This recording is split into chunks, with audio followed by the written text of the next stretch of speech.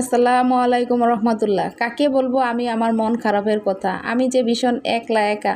মুখ দেখে কি আর মানুষ চেনা যায়? মানুষ বড় আজব প্রাণী, কষ্ট দিয়ে অনেক মজা পায়। আমার জন্য আমার খুব মায়া হয়। কেমন ছিলাম আমি আর কেমন হয়ে গেলাম। অভিযোগ করলেই বা কাকে করবো বলো? কষ্টটাও আমার আর কষ্ট দেওয়ার মানুষটাও যে আমার। সময় পেলে আমার শহরে এসো, মিথ্যে হাসির গল্প শোনাবো। কিন্তু মানুষের রেখে যাওয়া স্মৃতিগুলো খুব ভয়ানক।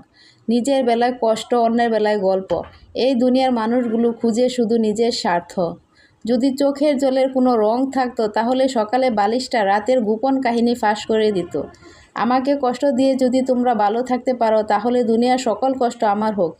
আল্লাহর কাছে চোখের পানি ফেলো, আল্লাহ তোমাকে শান্তি দেবে। মন পরিষ্কার রাখো, কারণ শেষ হিসাবটা অর্থের নয়, কর্মের হবে।